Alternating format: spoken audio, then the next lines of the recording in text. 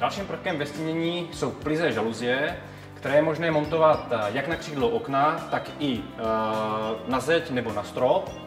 Co se týká provedení plize, je zde zase zhruba 350 druhů látek.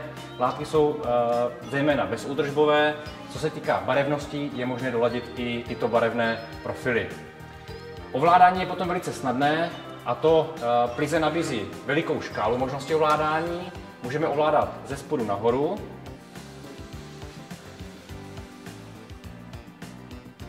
anebo stejným způsobem obráceně zhora dolů.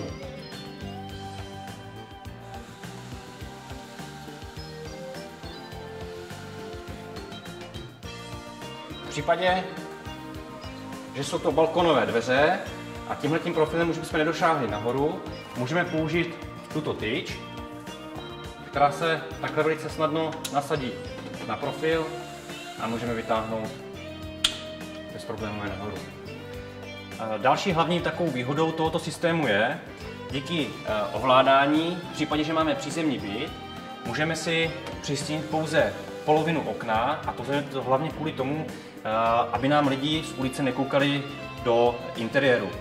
Přistíníme si tu část okna, kterou potřebujeme. Vidíte, že to jde zastavit v kterékoliv poloze a světlo nám přitom prochází zhora dolů nebráněným způsobem. Další velkou výhodou u plize je, že je můžeme různě kombinovat. To znamená, tohleto plize se využívá zejména v ložnici, kdy přes den si chceme jenom přistínit, ale chceme mít v interiéru světlo. Samozřejmě je možné zase opět celé plize vytáhnout až nahoru.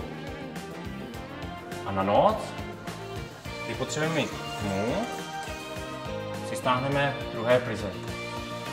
To tvoří blackoutová látka, přes kterou neprochází světlo, a tak máme v interiéru tmu. Každé plize je ovládáno systémem šňůr, které jsou, jak vidíte, protaženy skrz látku.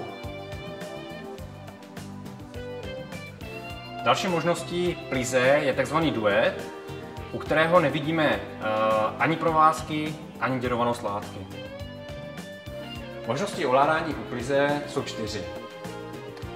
Tahem za profil, tahem za šňůru,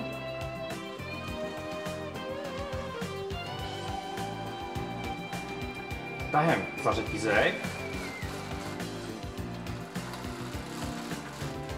a jako poslední motoricky.